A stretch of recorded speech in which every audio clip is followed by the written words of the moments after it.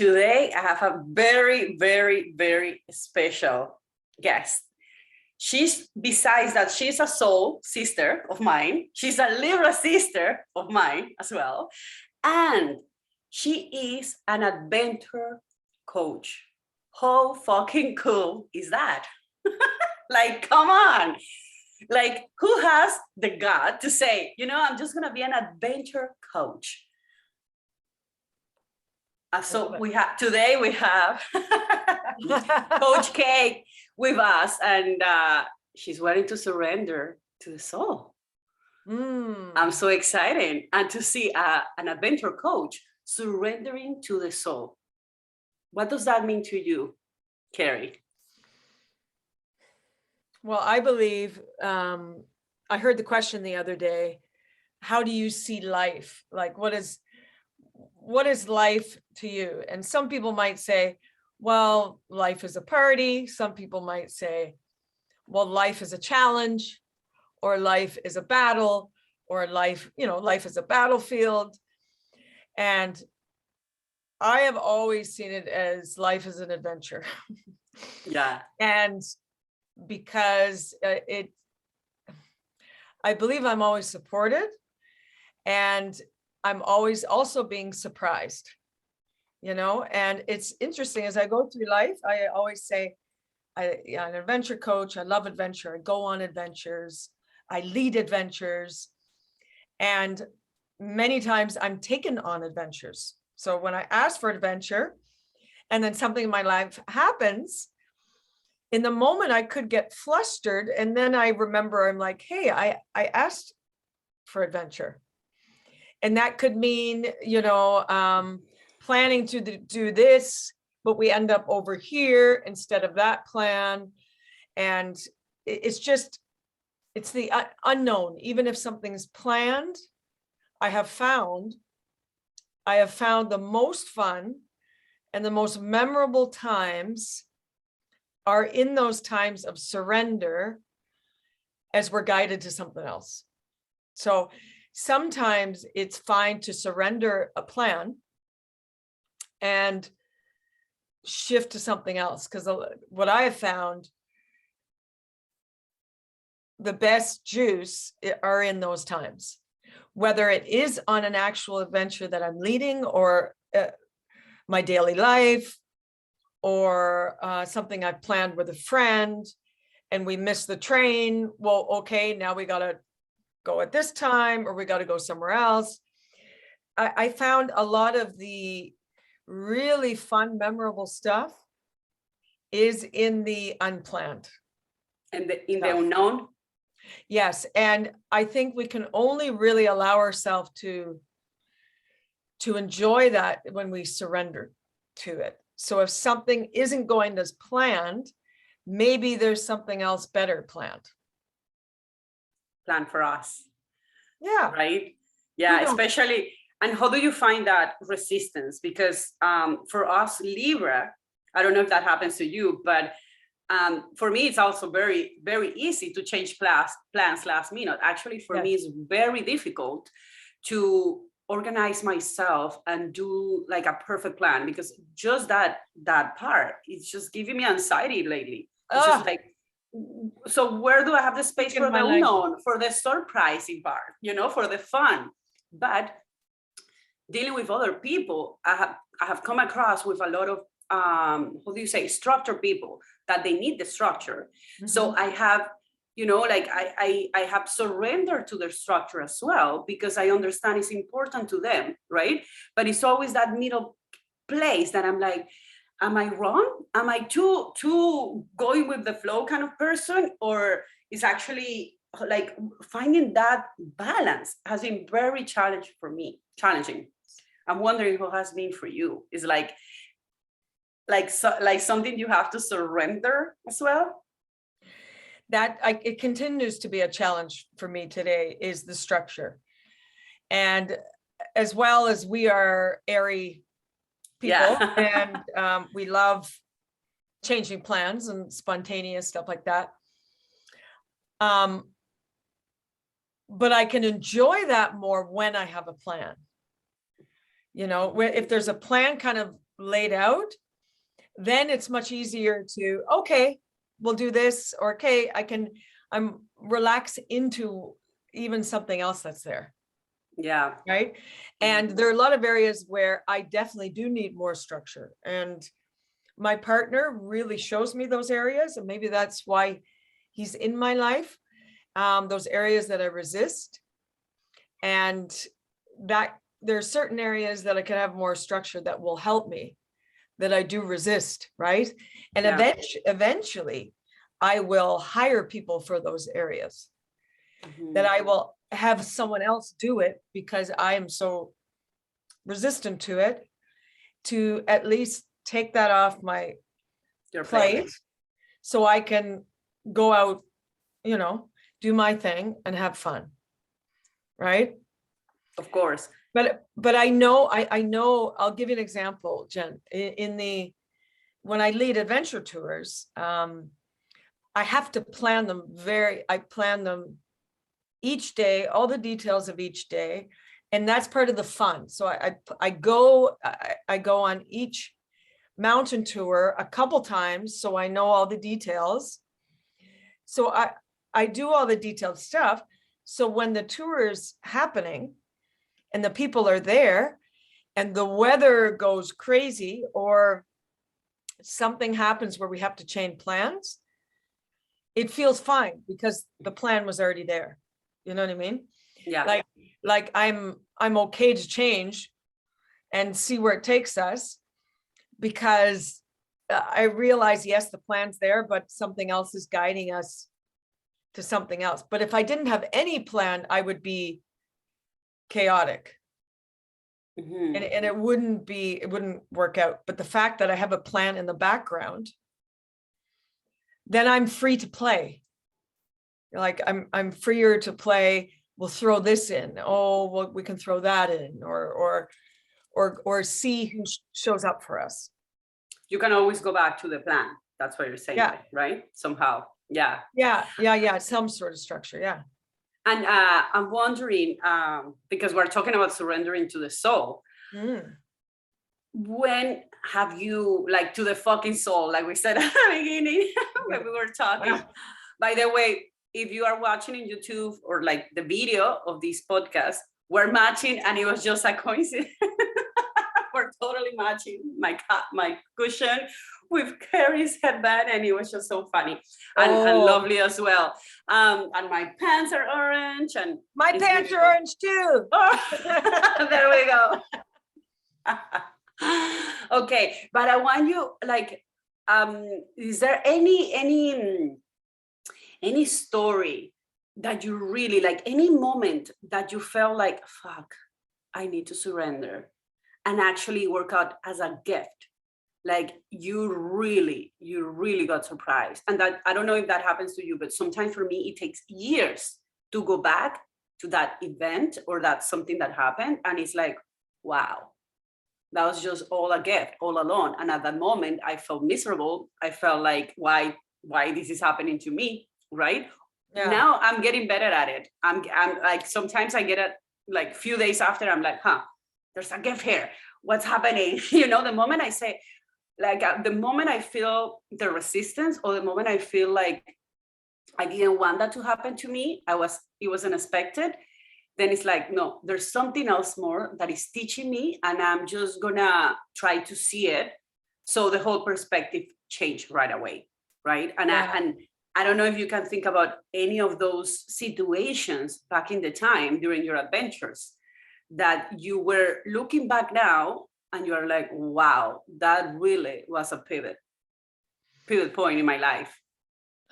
Yeah, there's many. Like I can definitely say one that, as far as a life phase, not so much an adventure, but a life phase, and another one on adventure. Back in 2002. 2002 was the peak of, I had suffered with OCD for many years, obsessive compulsive disorder. It kept me in the house for hours. It kept me doing rituals for hours upon hours upon hours. And I had a full-time personal training business at the time. Wow. Tell us more about it. Like, how was to do a ritual with that obsessive compulsive disorder, right? And how was to be at home while you were having to do a business. Tell us more about it. Some people might not be very familiar to it, or some other people might be going through that, right? And they can get your point of view as well. So yeah, we want to know how was to surrender to the soul path.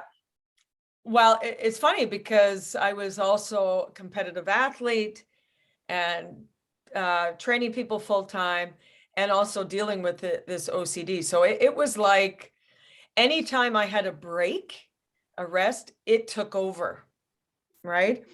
And it was like another being lived in me and was threatening me the whole time, like a gun to my head, saying, do this. If you don't, we're going to hurt someone in your family. Do this. So I would, a typical day would be all of the mundane tasks like brushing your teeth, getting ready to go to work, driving your car is where it would take over the most, all the mundane tasks. So brush my teeth, I might have to be there for a long time or do it 99 times before I put it away. Or if you go to the bathroom, I rip up pieces of toilet paper and there'd be paper everywhere. And so there's no sense as far as how it visually looks, but in the body is something convince me if I don't do it like this, something tragic will happen. And the feeling of that tragic thing happen is coursing through my body. So I'm forced to do it. So as I'm training clients, I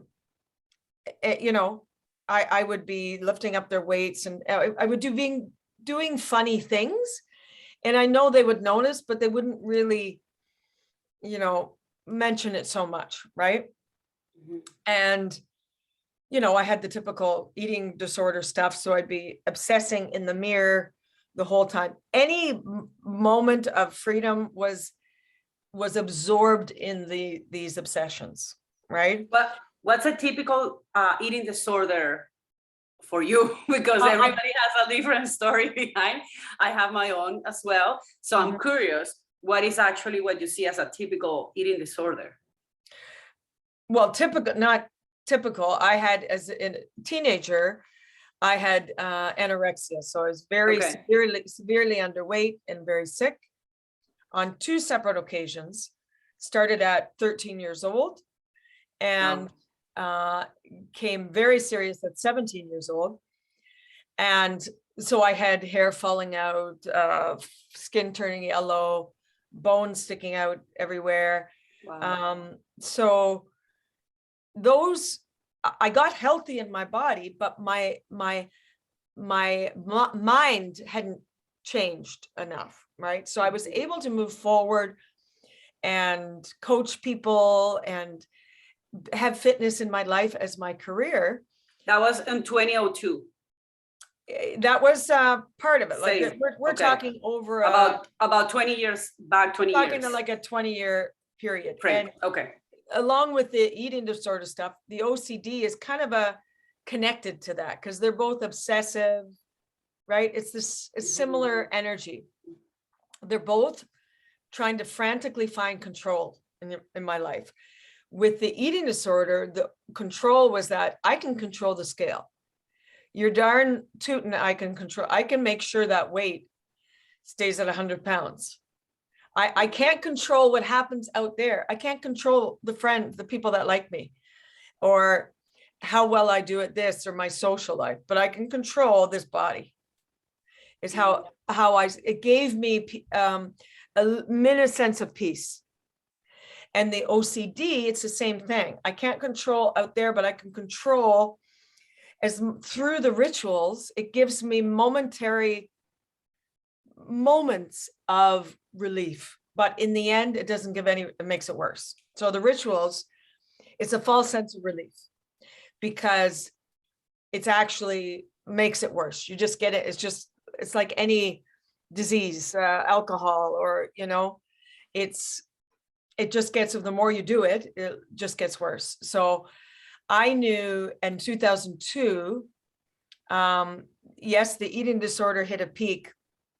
I wasn't at my ideal weight, but it was just the obsessing about it could go on for weeks. The down depressing moments about it would go on for a long time. And the OCD was so, it hit its peak. I was just so tired and exhausted from it that I knew I was ready to surrender. So I entered myself into a hospital that had a program. And once I was accepted in this program, an anxiety program, the sense of relief and surrender to me, it was like I was excited to go into this program. And I was as excited to stop fighting it. I was excited to start somewhere. Now, back then, the only thing that I heard of was psychology. So I had a psychologist, not a psychiatrist. And I read some books, but we didn't have coaches. You didn't really hire coaches for this type of stuff. And once I came back once I was in the program and we started taking antidepressants, I knew I had to stop these antidepressants. I knew the biggest adventure of my life was about to start. And that was, I had to go in here. And I knew there was a lot of repressed feeling in there. And it scared me, like there's nothing that scared me more than to go in there. And admitting myself into this hospital was my mirror to show me, it was just the start, right? And so that kickstarted me into Tony Robbins. I dove into his universities. I dove into the inside and had a psychologist. And that stuff was really scary shit for me to go in. So I understand when people really resist going on the inside, because that's the biggest adventure, right? But I surrendered, as much as there was resistance along the path, I surrendered to knowing I had to go that way. Yeah. If there was there was no other way available anymore. No, there's no other way. And I knew no matter how long it took. And these days you can compress time so much more than back then, because there's so much more available. There's like too much information these days, right? Too much, yeah. There's way too much. Overwhelming. Back then, seeing a psychologist seemed like the only, really, and going to Tony Robbins was the only solution. And thank God that got the ball rolling. And then came actual adventures to the mountains after that. And there was more surrender. So the question about the surrender, I think I've had moments of extreme resistance where there's nowhere to go but to surrender and to let go. And that was the admitting myself into a hospital, admitting that I have this thing, admitting that I needed help. That was that I can't do this by myself, right? Yeah. And that was number one. And then surrendering to the fact that I had to go inside. I had to go in. And I knew it was going to be a hell of an adventure. And it still is today. It hasn't ended. you know? Yeah. And that's the thing. I think the resistance we have to go inside is because it never ends. Right? It never ends. We have zero control. Once we're inside, we're like, it's just endless. The journey becomes endless. But the difference now, because I still have lots of issues. I had what I would call a rough week this week with just resistance and different stuff. I see it now as opportunity, and I see it now as things to get curious about. So when I'm going through heavy resistance, like I did this week on Monday, there's a lot of purging and releasing I had to do with a friend. And I get curious about it. I'm like, okay, I wonder what's in there for me? Like, what is this? Why am I fearing so much in here? Or isn't that interesting how this part of my life is like this, but this part is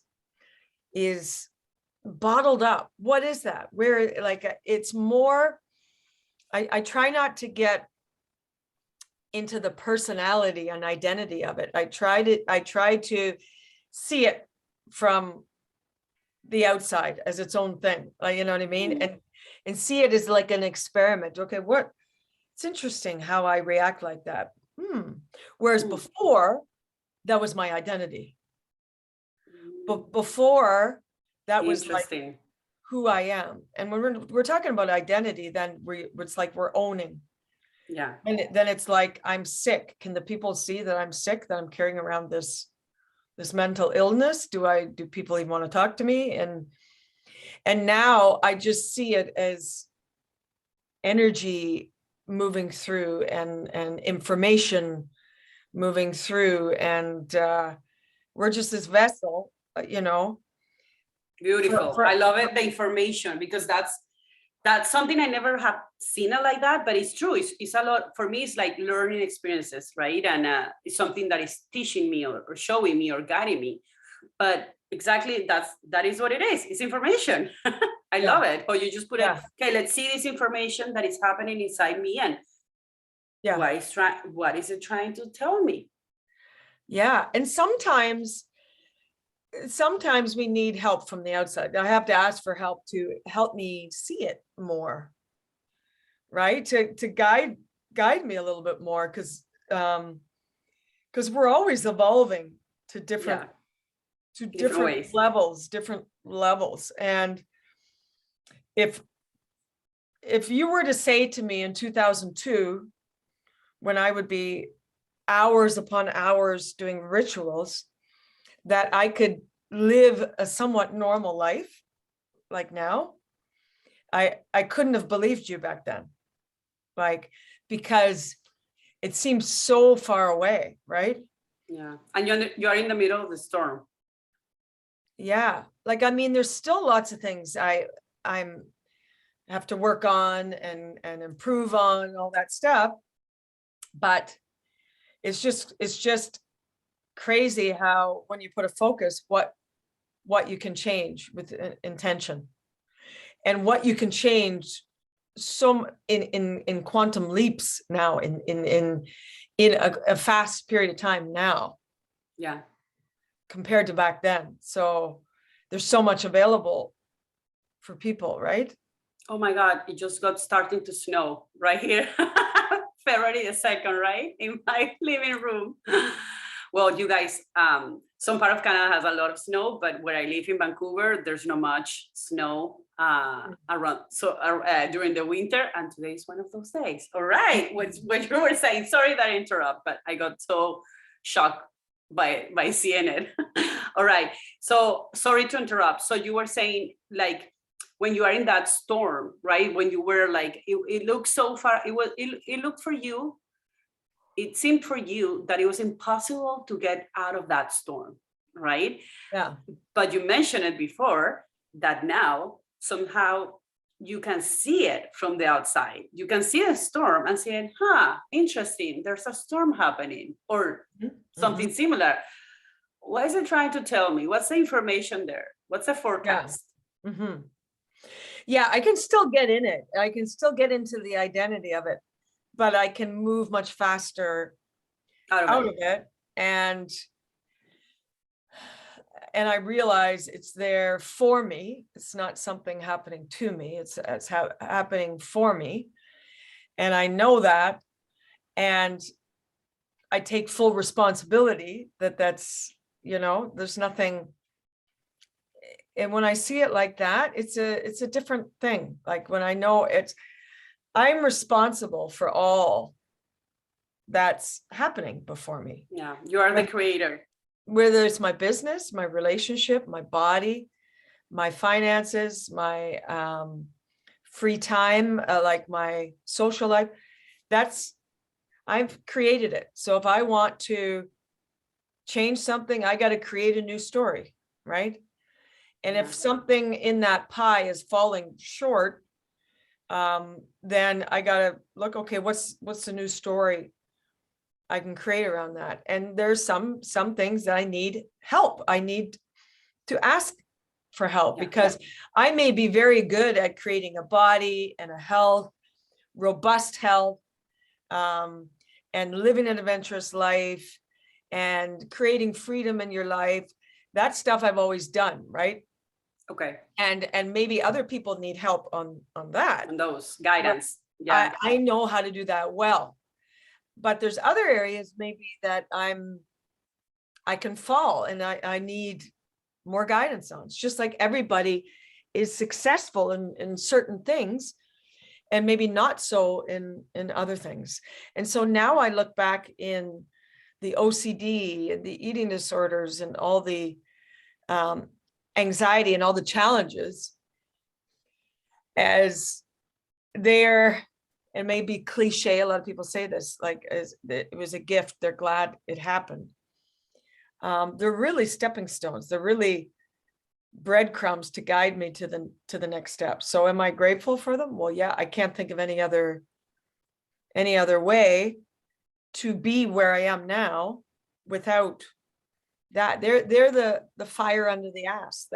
Those are the things that got me to book the tour to Mount Everest Base Camp, to leave my husband for 6 months to go and find out what was wrong, and for him to trust. Like I had to just do things like that and leave my marriage for a period of time to go and, see, that was the call. That's what was calling me, right? And I had to risk the marriage to get closer to that alignment, because there was nothing, telling you, Jen, there was nothing more important. There was nothing more important than my inner peace Alignment. and flow. Even my husband, even my family, nothing, because if I'm not aligned in here, what can I be to anybody else? Yeah. So I had to go away and search, and like you talked about missing piece before, I certainly Yeah. felt there's a big missing piece. What am I, and maybe the mountains is going to show me this missing piece, but I was always pulled to the mountains to find the missing piece, right? Yes. So And have you found that missing piece? Yeah. Yeah. Well, that's No, let me go back.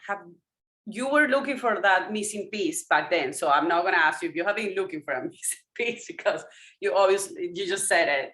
But yeah, did you find that missing piece that you were looking for? Well, I think the missing piece is just realizing it's the whole, to bring the whole self forward. And if I'm not willing to look at what we call the shadowy side, if we're not willing to look at the side that I don't want to bring forward, or share or talk about, then there's always going to feel like there's a missing piece, because I'm denying a part of myself. And anytime that I can feel the shimmers everywhere. anytime thank you for bringing that out. That's beautiful. Yeah, keep going. Beautiful. Like I can't wait to bring that out, because we're whole. Like, so every time you're just showing one part of yourself, just one, the one you want to see, the one you want to keep working on it, right? The one that other people want, the one you want to get, what's the right word? Admire for, right? Yeah. Then you're always missing the other piece of yourself. Yeah. And so what I learned, and I learned it because I would go to the mountains, come back, and I realized, okay, I still don't feel whole. Then I go again, have the mountain highs, and I come back and I still don't. And it was showing me that you gotta take all of me everywhere, right? I can't just be free in the mountains and then close that part when I come back home. You cannot deny any part. And that's when I feel like there's a missing piece, it's because there's a part of me that I just cannot accept. That's beautiful. And it still happens today, because if I feel like there's a piece missing, I know there's a part of me that, and I can tell you right now, because I felt it this week. I felt I can't accept where I'm at. I'm expecting myself to be here. I was comparing with other people doing the same thing as me. And I was not accepting where I currently at. And so in the end, that says whatever's happening now is wrong. I'm saying to the universe, that's wrong. Whatever's happening now, right? And so of course it feels like something's like there's a hole there, right? And so I learned to bring all of it forth, the you know, the parts that maybe once we shamed or we didn't want to look at, or still shame, you know, and it's a work in progress. It's continued. It's not infinite. like, it's infinite. There's always stuff that comes up, but my intention is to be real and raw with it all, as you know, to enjoy the most out of life. And when I feel like something's missing, then I know I got to look at something that I've created. What am I pushing back, or what am I denying? You know? Yeah, no, it's, you know, thank you so much, Carrie, for sharing that, because for me that was a reflection. You know, when you were saying that, I could recognize myself in your voice, in your vibration, in your story, that, yeah, some of that missing piece that I always have been looking for, it's also part of the part that I don't want to see, the part that I want to ignore, the part that I don't want to hear, the part that sometimes I don't want to even heal. And wow, I'm like having shimmers everywhere, because I never really got to see the missing pieces like that. Yeah. Like it was something that is inside me that I don't want it.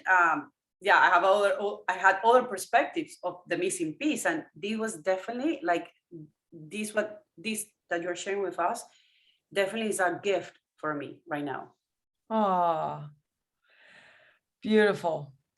And because we recognize this, I know there's so much more in there in me that's still unresolved. I know it, because I know there's so much more available there that I'm not allowing in, because I haven't resolved some things. And it took me a while to get to this point. Now I'm ready to go deeper. And part of that I've learned is truth, is to be up front. And I was in a situation where I had to fess up that I was out of integrity. I was wrong. So I spoke to someone and said, I've done something wrong. And I just came out with the truth, because I cannot live anymore with this, you know, other stuff hanging on. Yeah, I have to just put it out there. Like, you know what I mean? You know that feeling when you know you're out of integrity and something is kind of. Why would you carry it, right? I have been going through the same process. That's funny you're bringing that, because I have been sharing with my family when I was somehow a teenager, my late teens kind of thing. I stole a couple of things from my family members here and there. And I still, to the point, I don't really get the whole point. Why did I do that? I kind of think that I know, but I'm still doubting. But I told them more than 20 years, like almost like 25 years after has passed. And they were like, oh, okay. Yeah, well, you were, you know, a child. And I'm like, yeah, it's just, I needed to share it, because I just, like, my mom was surprised. It's like, oh my God, that's not the education I gave you. But it's like, Mom, it's not about that. It's not what I did wrong or right. For me was, I'm done holding it inside me. Like it's something I didn't even think about it anymore. I forgot about it. But now that I remember, I'm just gonna, it's definitely still inside me. So Yeah. I'm just gonna say, you know, I didn't mean it, or that's not the truth because I did it. So I just said, you know, the truth is I don't really know what I did it, but I did it. And I just want to share it. I'm not even apologizing because I'm definitely a different person, totally, like 25 years after. But I'm definitely, oh, I don't know if that shows in the computer, but I'm definitely, it's just there's no point to carry it, you know, inside. What's the point to carry it inside if it's not doing any good or any bad anymore? But I just. And that's a form of self-love, self-care when you speak it to her. Because it's not really for them, it's for you to release it. Because a lot of times when we share stuff like that, the other person may think, oh, well, why are you worrying about that? Or why you, but it's really for you, it's to clear your space. Yeah. But the other person may have no charge around it, right? Yeah. There may be no charge, but you needed to say it for your, like, that's to be able to have those conversations is I think a big act of self-love. Yeah. I didn't even realize that it was about that. I didn't want to carry it. It just happened to me. I just said it when I was having this conversation with my mom, and she said, "Why now?" And I'm like, "Why not?" You know, I'm just done carrying it. I just rather let it out than keep it inside. It's not about the consequence. For me at that moment, it wasn't about the consequence, but literally in the last couple of months, right now we're in February the 2nd of 2022, in the whole winter here in Canada, I have been really clearing the empty corners, not the full corners, the dirty corners, you know, those dirty corners between the walls that you never get to clean, and in the floor. And I had just like, kind of when you open the closet and it's just those little corners that you just put things there because no one can see it, and really doesn't bother you every day. You know, you can live your life like that. Yeah. But I'm like, yeah, I could, but I don't want to anymore. So I'm like searching with a loop, you know, searching. And it's like, yeah, I don't want this, and getting my nails into it and scratching it out. It's like, I want my corners, you know, that even no one can see, and I don't get to see every day. I want them to be clean. And that took me longer than I expected. Yeah, I have been surrendering to that. And I don't know how many corners I have to clean yet. But I definitely feel that the lightness is coming. And the lightness. I can feel it. It's not because I felt alignment. I felt very aligned when I decided to start that journey a couple months ago. I didn't know where it was going to take me. Maybe in my head, it was probably a couple of weeks, but it's taking me a couple months. And I don't know how long more I'm going to be doing it. But the more I do it, it's not like the alignment changes. It's just that it makes more sense to be aligned to me somehow. You know, it's like, it's not, let me wait till I get aligned to get it done. It's just like, because I'm aligned, I just want to keep doing it. And that's a beautiful act of self-love. Like you were saying, it's like, oh, maybe I'm finally learning how to self-love myself. Because maybe I didn't know before, you know? Well, maybe. I think when you're aligned and you're surrendering, your being shows you what you need to look at. Like it shows you, and you're in a space to be able to take it. Yeah, it's true. When you're lined up, it's like, oh, then you're like, okay, no, in this space, I don't want that corner or that corner. And it shows you because it knows you're ready. You can take that now and clean. Yeah. Beautiful. I love that analogy, sister. Yeah, well, I share with you. Let's clean those corners. I love it. Well, you know, we have a lot of corners in our house, and especially in the closets. That's what I found. It's like, yeah, I can see it. I could leave it there and my day will go on and I'll be fine. But do I want to keep pretending that this is not inside? Do I want to keep carrying it? You know, because every time I open the closet, I can still that spot, even when it's a small corner there that no one can see it, is not available for me at the moment because it's already busy, it's already dirty, or it's already with something that I don't use anymore, but it's there, right? Same thing in the corners.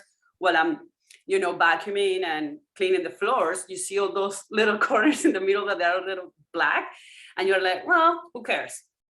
But then it's taking the time to take your nails or something that is little pointy and clean it, and it's like, no, I want it to be all the same. I want it to be all clean. Yeah. Yeah. Wow. I'm glad I'm doing it. It's taking me longer than expected, but that's a gift too, right? That's letting go the control and surrendering to the soul. And no, I at this point I don't understand why I'm cleaning so much space because I'm at the same time I'm not filling it up with something new, right?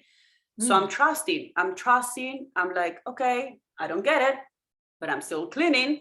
I'm still creating space. And this space is not getting busy with something else. It's not being occupied yet. I don't know. I don't know. I keep surrender every day. I don't know, but that's fine. Maybe it's about filling the space. Yeah. The empty space. Trusting and surrendering really go hand in hand, I think. Like, trust that you're doing that for a reason. We don't always have to know why or what's coming in next. The fact that you're doing it, right?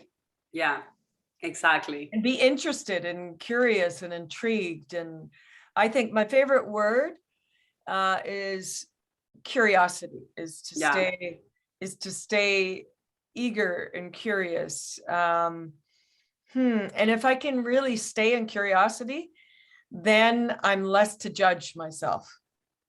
Yes, it's true. Totally true. Yeah. And curiosity. It's interesting how I just reacted. Oh, is it interesting that person triggered me? Oh, it's interesting that Jen said this and it triggered me. Interesting. I wonder. So I can look at it with curiosity, or I can look at it like, oh, what'd she say that? Like, I don't like what she said. Like, and then I'm really I'm in it. Yeah, in taking it. Taking it for you. Like you're saying, taking the information. Yeah. For me, I always say taking the gift. I see it as a gift. It's like, something I haven't worked on it, something I haven't seen before, something that probably is telling me something I still unsolved. And that means evolution for me. That means, there's something here that I can grow from it. And that's the gift. That's why I see it as a gift. Yeah. Well, thank you, Carrie, so much. This conversation was a truly, truly gift for me. There was so many things that I got out of it. And I'm so thankful that you decided to do it again, because we did a couple months ago and we had technology issues everywhere. So then we run out of time. And then Carrie said, not a big deal, we do it again. And you know what? It was so worth it. So worth it. I'm so glad we had this time to just sit and surrender with each other's souls in this way, because it was a truly gift for me. And I'm definitely going to keep that of being whole. That's probably when I feel like I'm looking for a piece and missing a piece, it's probably because I'm not carrying my whole with me at the moment. There's a part that I'm not bringing into the game. Yeah. You don't want to look, I don't like that. Very powerful. Very powerful. What a gift. Yeah. And because we're all gonna feel like those missing pieces. But one something thing outside. I know, there's never anything to fix in us. There's anything to fix. There's only everything to bring forth. And yes.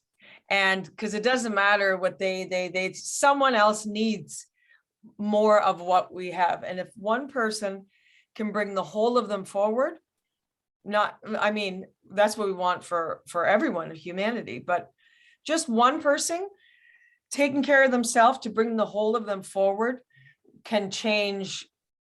I can't even put words to what that can change out there. That the ripple effect of one person's wholeness in a space can change a village, a city, a region, with the ripple effect. You can Right? feel it. You can feel it. And people Yeah. tend to wonder, what is this person doing that is actually feeling that way or like acting that way? They don't even know, they don't even get it. What is it? But they just want to start copying those attitudes or those like-minded attitudes because it's inspiring, right? It inspires us. And we recognize each other. That's what I said today when like when you were talking about the missing piece, that is, that part that you are not feeling whole, that part of yourself that you just want to ignore. I recognize myself in your reflection. You know what I mean? For me, it was like, yeah, sometimes that's why the whole point of having a lot of people surrender, right? Because at the end of the day, it's all a projection of our minds. And it's because you need that projection to remember who you are and what you're ready to integrate into your reality. Or that's the way I kind of experienced it lately. It's like, okay. She remind me that this is like, it was inside me, because otherwise it wouldn't click so fast into myself, right? But you remind me that that's something that resonates to my reality at the moment. Totally. And another big word is grace as well. So allowing us to move through the challenging times with grace, without that pressure of speeding up and getting it done, of just allowing what's being called in us to just, that's part of surrender, is grace, right? What about if we wrap up this powerful conversation? I want to call it that way. I know we said we're going to call it, let's call it powerful conversation with the grace of fucking surrendering to the soul. Well, sounds good to me. I'll eat that for dinner. I love it. Thank you so much, Carrie, Coach K, Adventure Coach. Like, oh my God, I still, like, I know I have few months telling you this, but how cool is that? Oh, what do you do for work? I'm a Adventure Coach. Like, come on. I love it. I love it. All right. Have a great day. I know you are about to have the last couple of days of your meeting, of your cleansing, detox.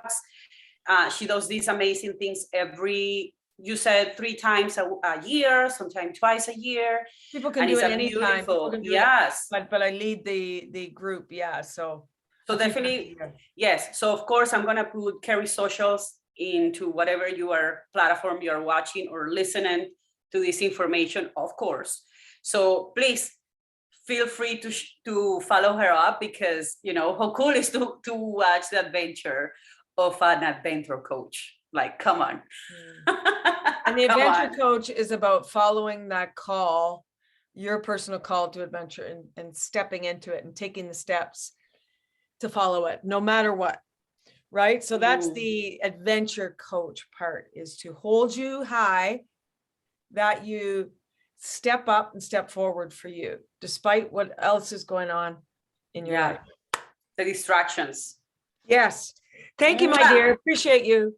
Thank you so much. And I'm definitely going to join you in the meditation that you're doing in your group. So send me the link. All right. Bye. Bye, girl.